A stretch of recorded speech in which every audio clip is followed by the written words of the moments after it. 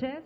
Gracias a todos por acompañarnos en la presentación del libro La violencia de Estado en México, antes y después de 1968, de Carlos Montemayor.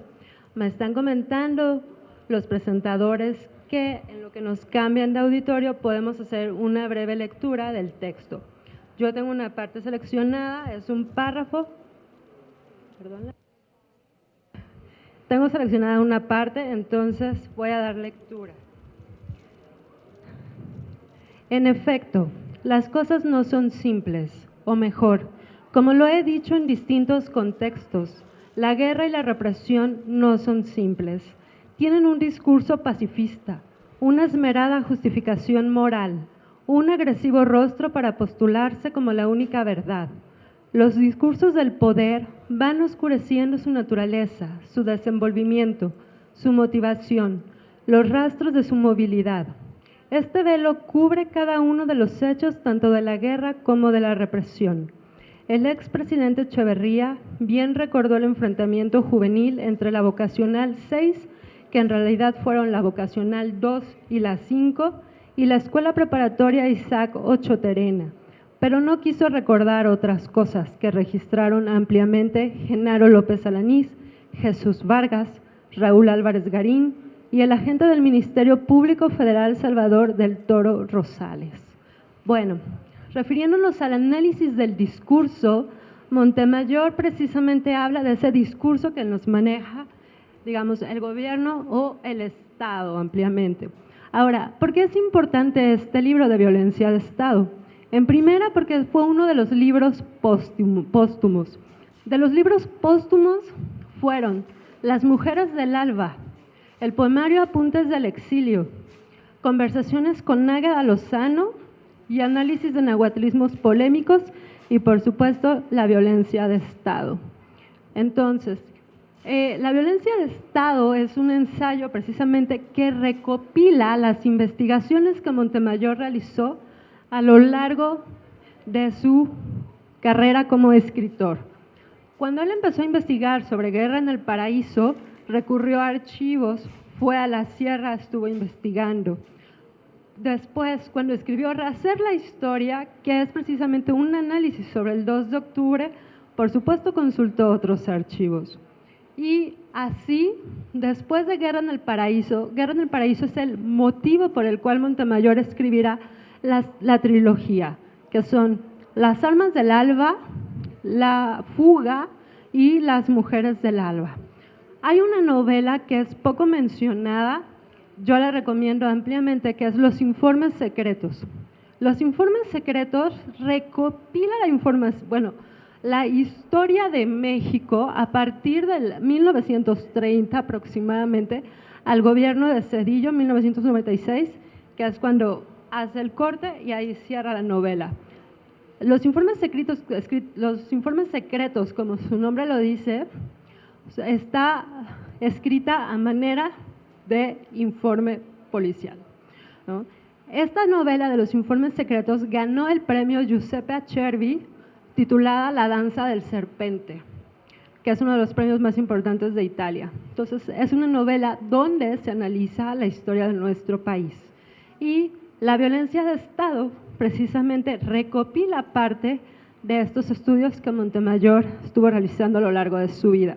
Y el libro también salió gracias al apoyo de Jesús Vargas, con quien él estuvo investigando para dar vida a este libro. De la obra de Montemayor, bueno, a él podemos llegar desde diferentes puntos. Él nació el 13 de junio de 1947 en Parral, Chihuahua. Murió el 28 de febrero de 2010 en una noche de luna nueva. Así que estamos cerrando este homenaje a Montemayor gracias al Instituto Chihuahuense de la Cultura, al maestro Sergio Reaza, a la licenciada Gisela Franco, perdón, y al apoyo que nos ha brindado también la editorial Random para hacer la presentación de Violencia de Estado. Otro de los libros importantes que se me pasó a mencionar, Guerrilla Recurrente. La Guerrilla Recurrente es un libro maravilloso donde Montemayor realiza un análisis de los movimientos guerrilleros no nada más en México, sino en América Latina. Y es un análisis muy puntual, ¿no? De tal manera que nosotros podemos acercarnos a Montemayor de diferentes facetas. Podemos acercarnos a él como cuentista, a quien le gustan los cuentos. Está el tomo de obras reunidas 3 del Fondo de Cultura, donde vienen los 4 libros de cuentos que él escribió. Las llaves de Urgel, Cuentos gnósticos, El alba y otros cuentos, y Operativo en el Trópico, que ganó el premio Radio Francia Internacional en 1993. Están los poemarios también de Montemayor, como el que se presentó ayer, Apuntes del Exilio, Las armas del viento, Memoria. En fin, podemos acercarnos a él como poeta, podemos acercarnos como propulsor de las lenguas indígenas, ¿no? Tiene varios estudios realizados sobre lenguas indígenas, uno muy importante con Donald Frischman, que se llama Los cantos de la ceiba y Palabras de los seres verdaderos. Podemos acercarnos también a Montemayor como traductor con Pessoa, Saludo al Mundo, de Walt Whitman, Carmina Burana, y bueno, ahí tendría que empezar a enumerar más traductores, y permítanme un segundo.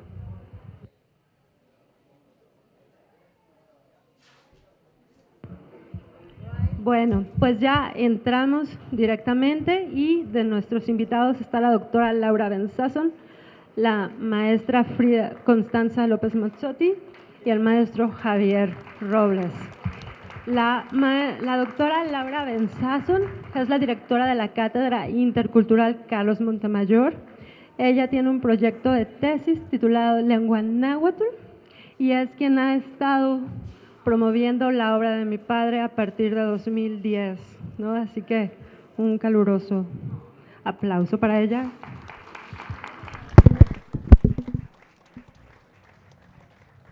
Buenas noches, bienvenidos a todos.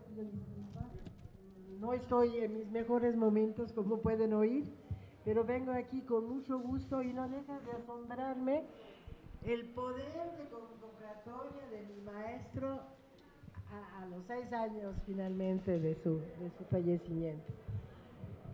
Cada homenaje que hacemos cada año son siempre muy concurridos. Entonces, vaya, el nombre de Carlos Montemayor todavía significa, es más, yo creo que cada vez significa más.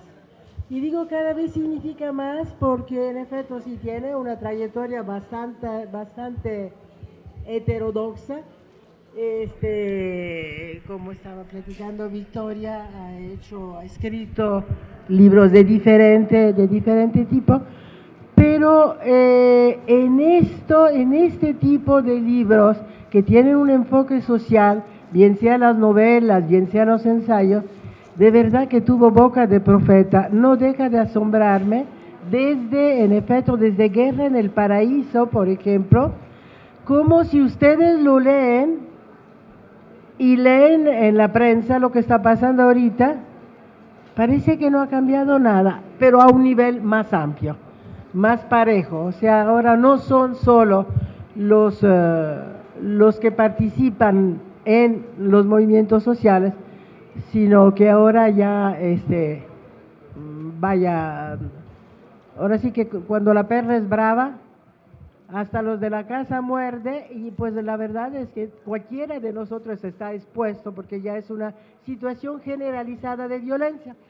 Pero Montemayor no se quedó con esto de que, bueno, hay la inseguridad y el crimen organizado, etcétera, sino que a través de estos 3 textos que incluye el libro incluye precisamente antes y después del 68, la violencia de Estado en los movimientos sociales mexicanos del siglo XX y los movimientos guerrilleros y los servicios de inteligencia. ¿Por qué esos 3 textos que retoman, claro, información también de otros libros que él escribió, pero aquí permite precisamente sacarle el hilo negro, mínimo desde los 50, precisamente, los movimientos sindicales que fueron también muy reprimidos en tiempo de López Mateos, sexenio por sexenio hasta la fecha, cómo finalmente es una una estrategia constante, una política de Estado constante. Y es una política de Estado que además incluye los tres poderes. En primer lugar, es terrible ver la presencia constante del ejército, desde siempre. Yo me acuerdo en 68 que decían que el soldado mexicano era el más culto del mundo porque no salía de las universidades. No sé si a alguien le tocó oír esto, ¿no?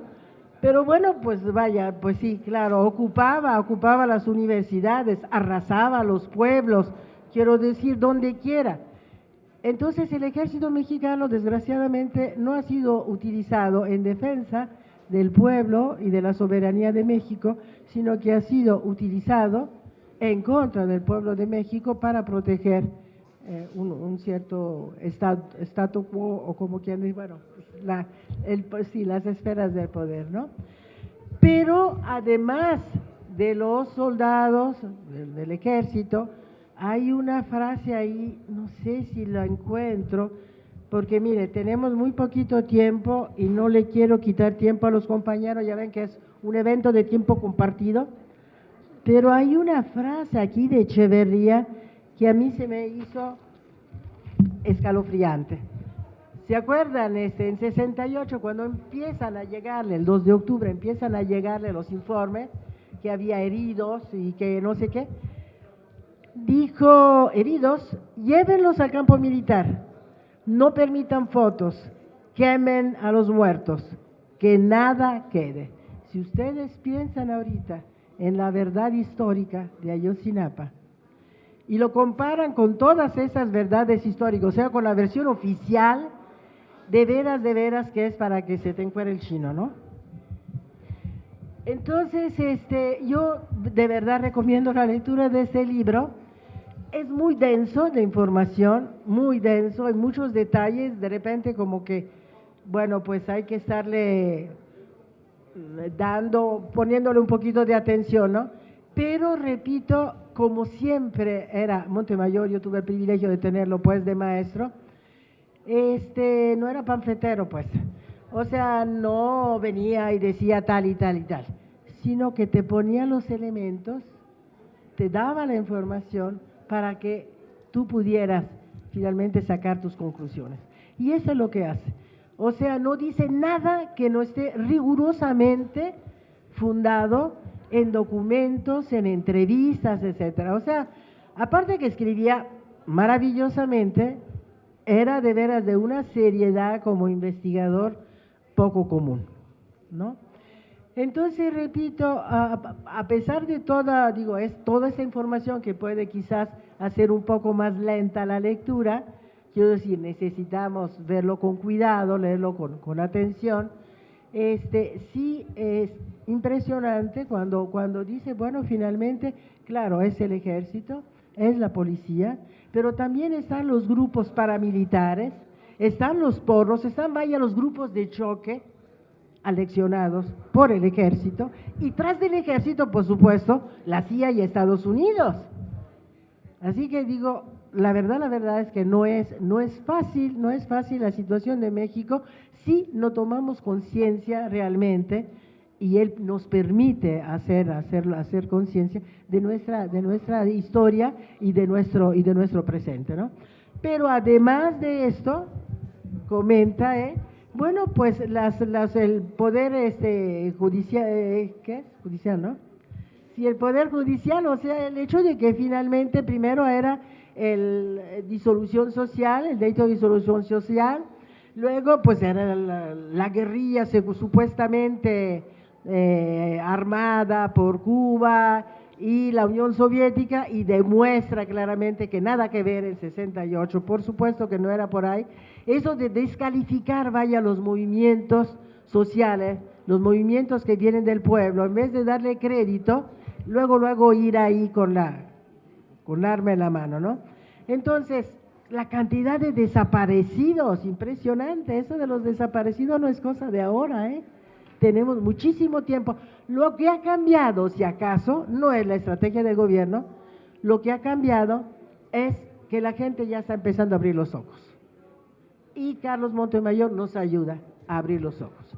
Entonces decía, bueno, los grupos de choque, el ejército, las instancias de derecho, o sea, meten a la gente a la cárcel, le inventan los delitos, ¿no?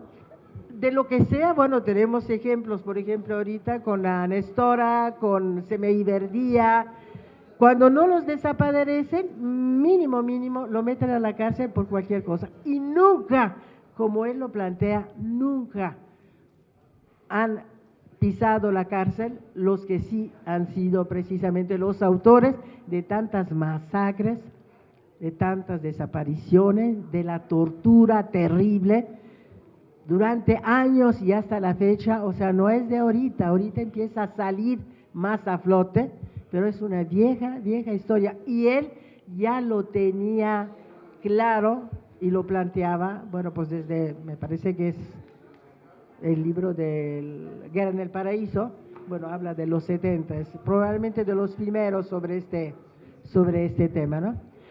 Y para acabarla, por los medios de comunicación.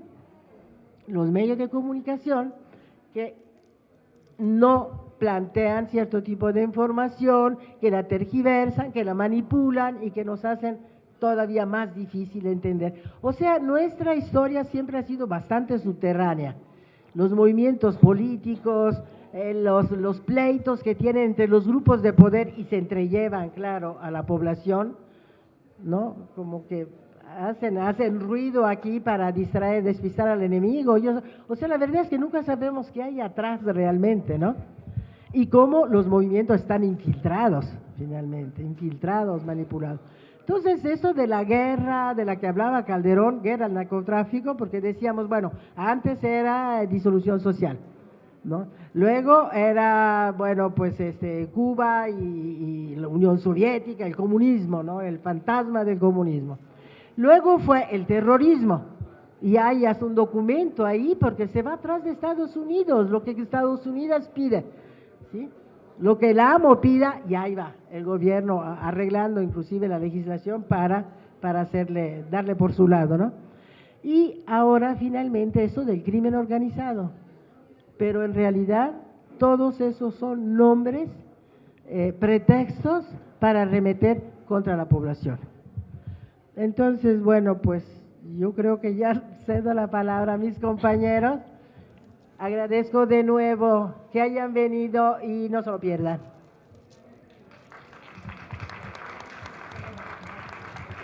Bueno, muchas gracias a la doctora Benzazón. Ahora vamos a darle la palabra a la maestra Constanza López Mazzotti, quien es licenciada en Letras Italianas por la Universidad Nacional Autónoma de México, con maestría en Comunicación por la Ibero, y actualmente se encuentra estudiando el doctorado en Comunicación también por la Ibero, y está trabajando el análisis de la imagen en fotoperiodismo. Gracias. Muchas gracias por la confianza de Victoria. Voy a leer para que la memoria no me traicione. Todo quedó en esta plaza, nuestro amor en las piedras, otra noche derrumbada. El silencio vela como ataúd madre, y hombre entre las botas y escupitajos de las escoltas, y la vida se ensucia, escondida en los edificios, con el afanoso mendrugo que nos queda del amigo que no alcanzó a huir. Todo quedó en esta plaza, la piedra inmemorial del sacrificio, sacerdotes que olvidaron la pureza y ciegamente buscan nuestro corazón. Sacrificado sin astucia, espontáneo y atraído por el placer antiguo de la tierra florida, ahora conoció el engaño y la pureza germinará en la sangre la flor de la desconfianza. Todo quedó en esta plaza, tantas piedras lastimando el aire, tanta piedra que oyó la múltiple estertor de muchachos y quedó en su raíz la amargura y la dulzura de este silencio. La luz precipitada en el cielo me descubre y el afecto del día llega al dolor a través de la mirada. Imposible olvidar, imposible quedarse muerto. Elegía de Tlatelolco, Carlos Montemayor. Lo que sabemos y lo que aprendimos del 68, nosotros, los de mi generación, no son los Juegos Olímpicos, sino la matanza de Tlatelolco. De la frase, así son las órdenes, mi general, tan documentada en este texto, devela en investigación meticulosa a ese que desde la tribuna de la Cámara de Diputados, entre comillas, asumió la responsabilidad jurídica, política, ética e histórica de la matanza, con más soberbia y con menos vergüenza. Pasaron 9 años para que el síndrome de la Plaza de las Tres Culturas diera a luz el germen de una reforma política todavía esperada del tuxpeño Jesús Reyes Heroles. Mucho de muchas formas, y no sobradamente, se ha escrito sobre el 68. Desde La noche de Tlatelolco de Poniatowska, que cuenta historias con las palabras de los que estuvieron ahí, poesía, cintas cinematográficas, hasta este de Montemayor, que vino del norte para dar luz a nuestro pasado y hacernos solidarios con nuestro pueblo, cuya historia nos enorgullece, pero que en el presente, al parecer, queremos sometido. El libro del escritor, ensayista, poeta, cantante, políglota y activista de las causas a la vez más nobles y perseguidas, renueva, documenta, une el rompecabezas a detalle para las generaciones que vivimos el 68 como el fantasma que aún acecha en los pasillos de cualquier salón de clase mexicano. Conocí a Victoria en Filosofía y Letras, el recinto que ve crecer y que ve caer sin distinción a estudiantes como nosotras que aprenden otras lenguas para acercarse a otras literaturas. La violencia de Estado en México, el libro, es vital a nuestra generación porque advierte con cada dato, con cada archivo comparado y traído a la luz por Montemayor, que nadie tiene permitido olvidar.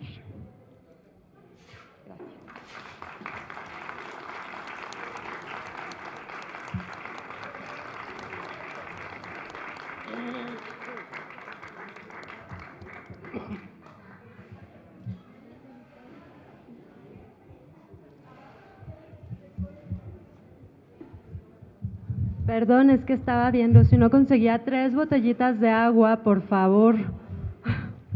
Bueno, para continuar con la presentación, les quiero presentar al maestro Javier Robles, director y escritor de cine, y quien es muy conocido con el texto cinematográfico de Rojo Amanecer, Los motivos de la luz, Bajo la metralla y la última película, Ayotzinapa, crónica de un crimen de Estado.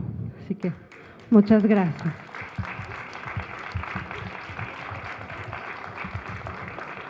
Muchísimas gracias.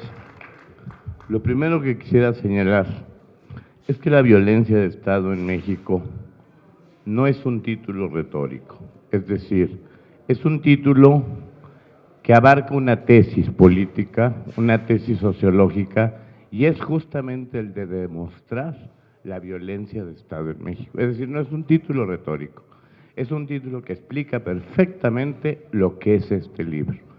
Para ello, Carlos recurre a, desde textos, documentos, información de los años 30 y 40, no solo de los 50, sino muy anterior, hasta los más recientes acusaciones, recientes para él antes de morir, sobre el terrorismo y el narcotráfico y lo que ahora llamamos el narcoestado. Otra cosa que yo quisiera destacar es que no hay odio en las palabras de Carlos Montemayor. Cuando él dice la violencia de Estado es un término concreto, político, sociológico.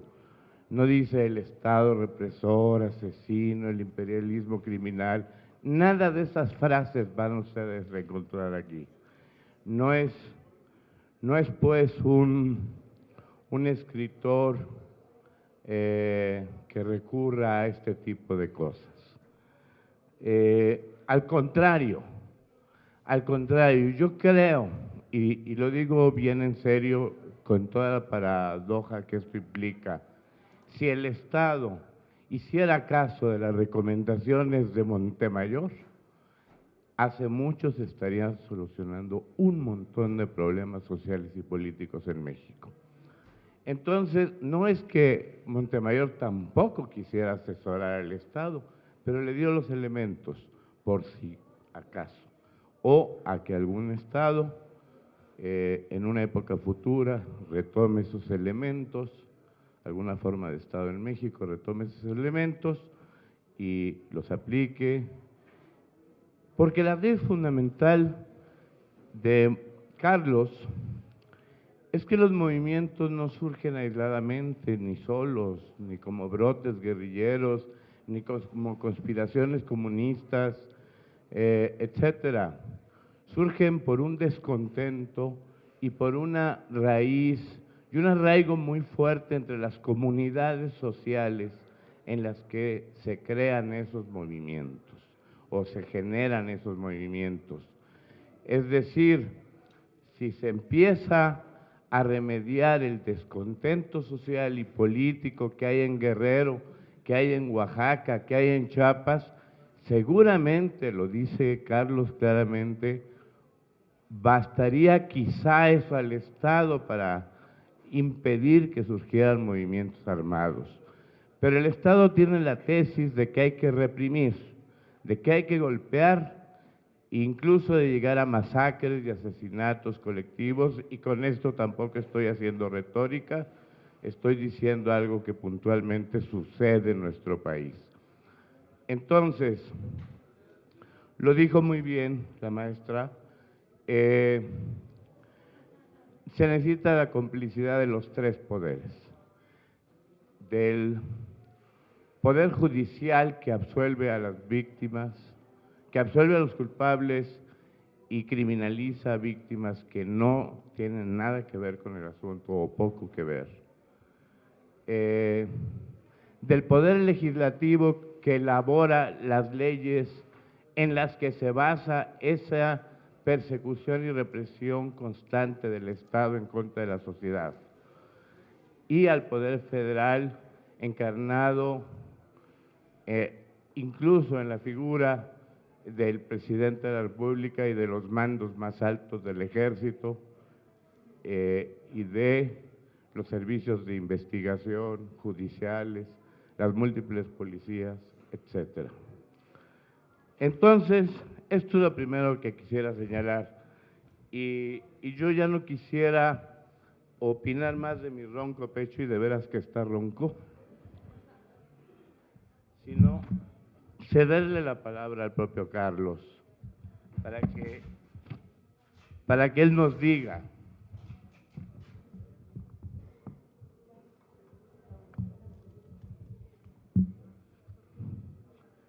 en el orden del discurso, por ejemplo, debemos destacar fundamentalmente que en toda formulación discursiva oficial hay un plano explícito y otros encubiertos. En el plano explícito discrepan las versiones sobre la realidad social que formulan los movimientos de inconformidad social y el Estado mismo. El discurso encubierto, en cambio, es el sustrato que a menudo acepta la sociedad en su conjunto como verdad inobjetable y que sirve de sustento y contexto al discurso explícito oficial. Veamos esta formulación del discurso a propósito de los movimientos guerrilleros mexicanos. La caracterización de tales movimientos desde la perspectiva oficial forma parte ya de una estrategia de combate y no de un análisis para comprenderlos como procesos sociales. Tal perspectiva postula un reduccionismo constante que confunde y elimina características sociales indispensables para entender políticamente los movimientos armados y para plantear su solución de fondo. Al reducir al máximo los datos de causalidad social, se favorece la aplicación de medidas solamente policíacas o militares. Para entender los movimientos armados rurales, conviene suponer en principio que en ellos concurren una dinámica de polarización regional y una dinámica militar que se expresa en la conformación de la estrategia y los núcleos armados de la guerrilla. Un primer error de análisis, no de manipulación discursiva, es considerar desvinculados el núcleo armado de la guerrilla y las condiciones sociales en que se sostiene. Otro error sería considerar que el vínculo entre las condiciones sociales y los núcleos guerrilleros es solo casual y que no hay por tanto una integración profunda entre la guerrilla y sus circunstancias regionales. Con estas opciones de interpretación, la decisión oficial podría inclinarse fácilmente por una acción policíaco-militar que intentara sofocar al núcleo armado sin modificar las circunstancias sociales de la región. De reconocer la dinámica social como uno de los componentes de tales movimientos rurales, el Estado se obligaría a modificar o aliviar algunas circunstancias críticas del deterioro social regional. Podría hacerlo para evitar cualquier alzamiento en ese instante y en el futuro, o solo podría decidirse a aplicar los programas de cambio y desarrollo social para eliminar a un movimiento armado específico. No es lo mismo aplicar proyectos de desarrollo pensando en un cambio social a profundidad y a mediano y a largo plazos que aplicarlos para doblegar de inmediato a un solo y concreto grupo armado. Esto dice, por ejemplo, Carlos. Voy a cerrar mi intervención con dos anécdotas que me parece que son muy significativas, ilustrativas, de dos momentos de la vida del país. La primera que les quiero decir es también, y bueno, aquí Montemayor homenajea a Revueltas, a José Revueltas, y vemos aquí un juego de espejos en el que Montemayor nos dice, según declaraciones de Mario Ortiz, según la historia del movimiento comunista de Arnoldo Martínez Verdugo, en abril de 1959 salió para incorporarse al Partido Obrero Campesino. Eso no es real. La verdad es que lo corrimos. Y digo que lo corrimos porque yo también participé en eso. Verá usted, fue cuando las huelgas ferrocarrileras, cuando Revueltas estaba en la célula Carlos Marx y él y sus compañeros chocaron con la línea sindical que aplicaron los partidos comunista y obrero campesino. Escribió un folleto criticándolos muy severamente y responsabilizándolos del desenlace, de la represión, del encarcelamiento de los líderes sindicales, ferrocarrileros y partidistas. El sindicato volvió a las manos de los corruptos y todo lo que se había logrado con la lucha de Demetrio Vallejo en los años anteriores se perdió. Revuelta responsabilizó a la línea sectaria del partido de la catástrofe. Ahora puedo decirle que también pecó de lo mismo Demetrio Vallejo. Pero me acuerdo que entonces vivíamos en una especie de clandestinidad.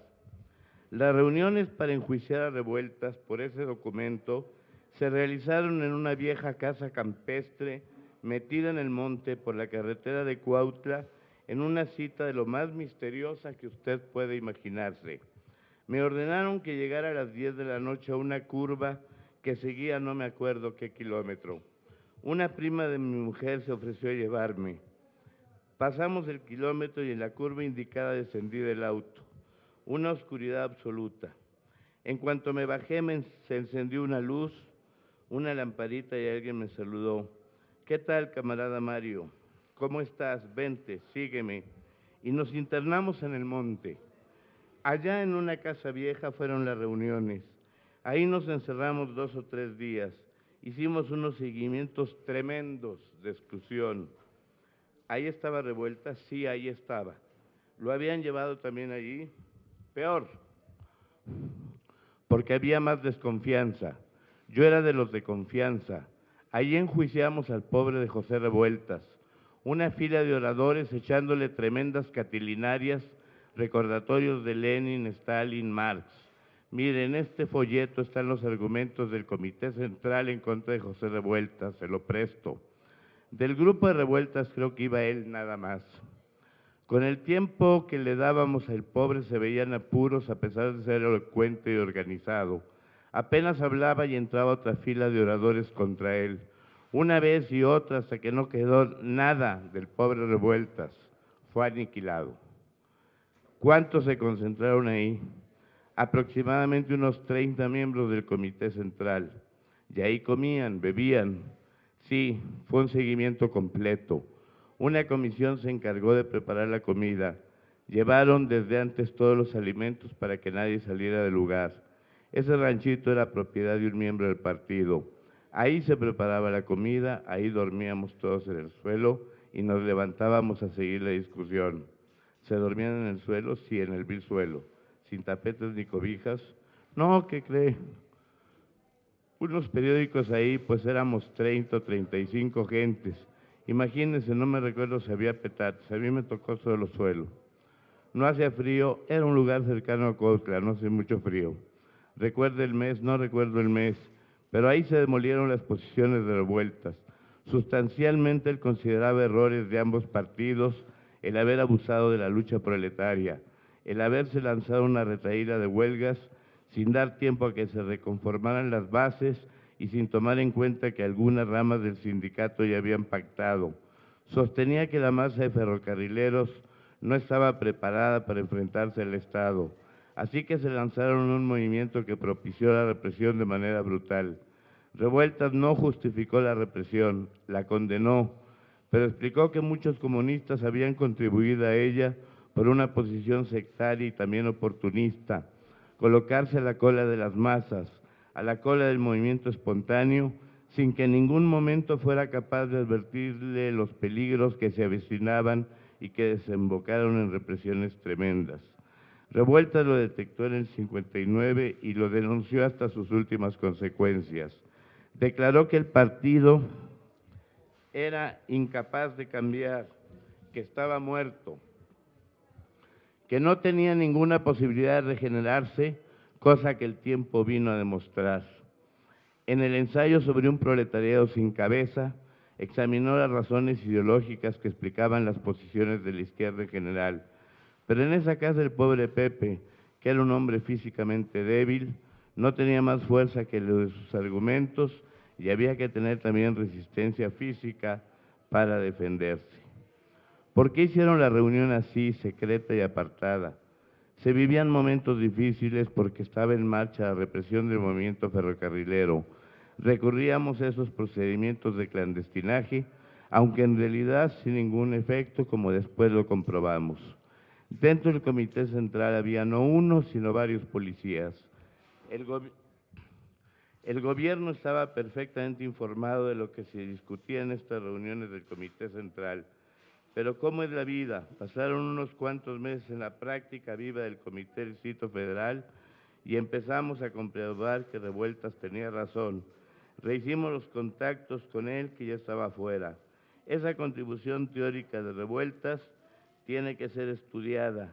Era inaccesible para el nivel político de la mayoría de los comunistas. Mucho tiempo después empezó a ser digerible, comprendida. Este es un fragmento que yo quería leerles. Otro fragmento que quiero leerles, también muy significativo para mí y creo que ilustrativo en muchos sentidos.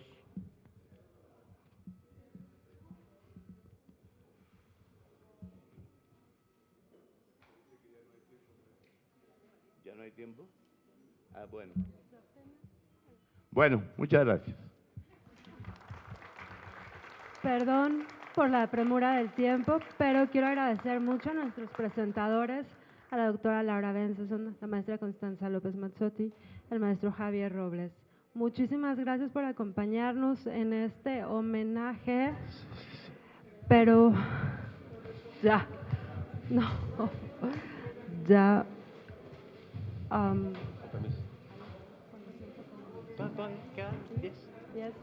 Ok, perdón, Javier. Por si quieren hacer preguntas, comentarios. Bueno, ¿quién quiere hacer una pregunta o comentario?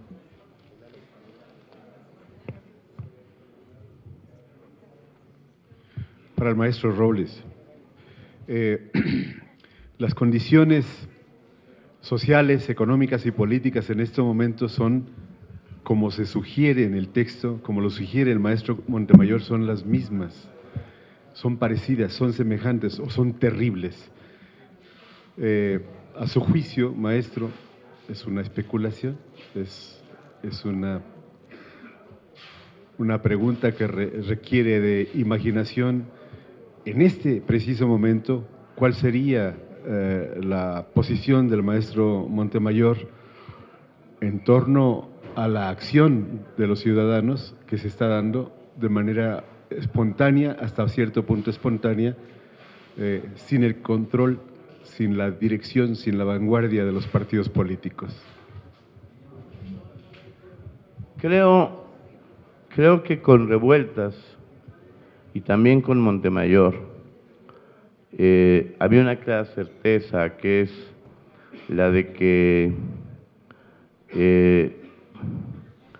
hace mucho el pueblo mexicano carece de un partido político, voy a subrayar esto, llámese comunista o como se llame, que dirija los esfuerzos colectivos de toda la sociedad y particularmente de las clases trabajadoras y particularmente de los desposeídos y marginados y de los campesinos y de los indígenas en una sola fuerza que efectivamente, como alguna vez propuso Lenin, golpeara como un martillo a sus opresores. Creo que la falta de ese partido, que lo señaló tan claramente Revueltas en muchos de sus textos y lo apuntó y lo investigó detenida y minuciosamente Carlos Montemayor, apunta en esa dirección. La posición, yo creo, de la más responsable o más respetable en este momento es hacia la organización y hacia la creación de ese partido que realmente aglutine a las que… En ese sentido iba el segundo texto que iba yo a leer, pero que no hubo tiempo de leer. Bueno, estaba yo pensando en brincarme por la torera del tiempo y leérselos, pero creo que sería muy violento. Entonces, pero sí, dice en alguna parte ese texto, allí estaban las masas obreras, las masas trabajadoras, que íbamos a buscar a las fábricas, que íbamos a buscar a los campos, que íbamos a buscar a todas partes y que no encontrábamos, allí estaban, tirando la puerta de Palacio Nacional. Así dice más o menos el testimonio. Entonces, ¿qué quiere decir? Que nosotros somos, la gente, digamos, consciente o responsable de este país, somos los que no hemos sabido cómo organizarnos ni cómo concretar una organización que realmente aglutine a las clases trabajadoras y no solo al pueblo en lo general, sino una organización de los trabajadores y para los trabajadores. Más bien es una invitación a que compren el texto, para encontrar el texto que tú ibas a leer. No. La siguiente pregunta. Javier, simplemente quiero hacer una pequeñísima intervención.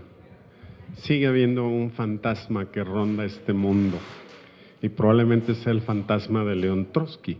Pero eso es muy complicado de explicar. Lo único que yo quería decir es que en un pequeño traspié en esta sala se habló de la importancia de llamarse Carlos y le pusieron el mayor.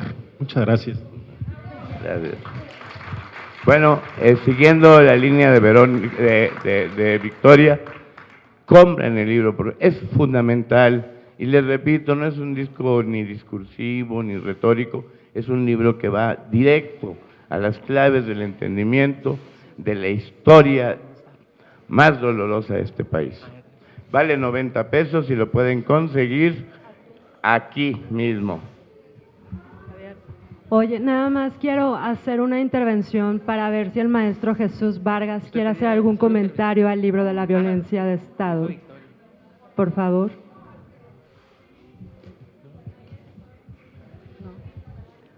Bueno, ok.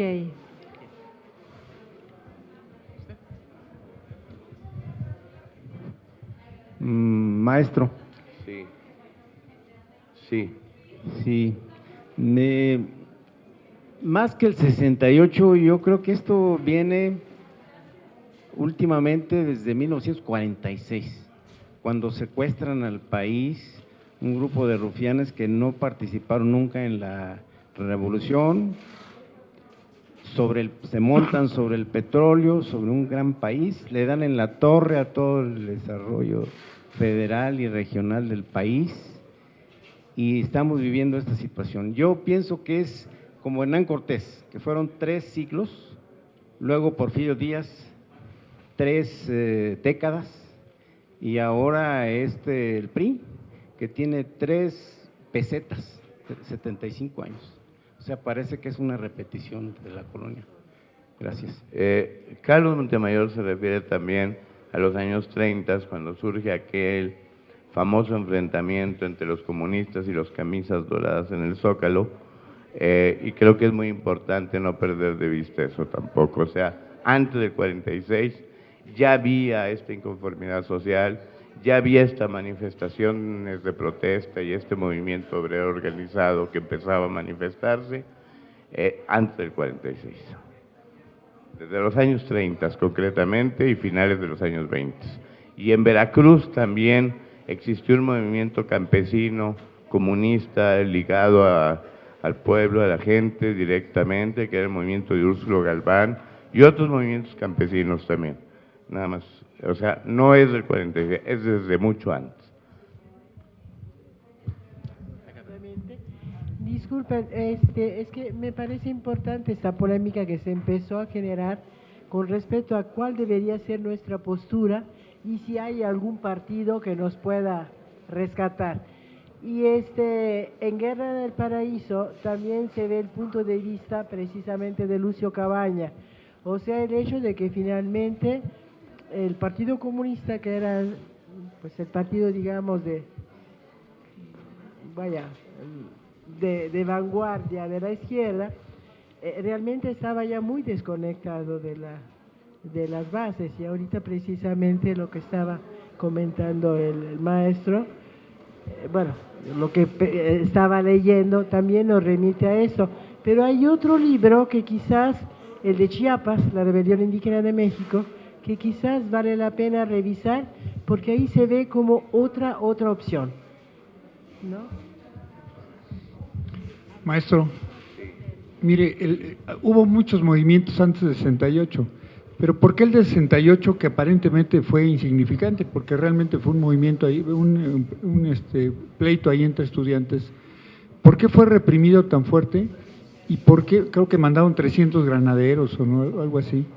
Y si usted no sabe si realmente hubo intervención del gobierno de Estados Unidos, de la CIA, para detener el progreso que entonces tenía México contra los problemas económicos que se mostraban en Estados Unidos con su guerra de Vietnam y con problemas sociales que Mire había. usted, perdón que le interrumpa. Perdón. En este libro de la violencia de Estado en México, Carlos Montemayor dedica aproximadamente 50 páginas a analizar y a responder su pregunta. Yo le invito a que compre el libro y lea con atención esa respuesta, porque prácticamente está diseñada para responderle a usted. Sí, ya lo compré. Bueno, muchas gracias. Gracias.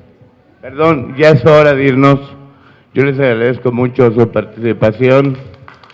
Ahí está el libro. Gracias. Bueno, pues quiero agradecer a todos su presencia y es una invitación a la obra de Carlos Montemayor. Gracias al Instituto Chihuahuense de la Cultura, gracias al maestro Sergio Raza, gracias a la doctora Benson, a la maestra Constanza y al maestro Javier Robles y a todos ustedes por seguir leyendo y no olvidar a Carlos Montemayor. Gracias.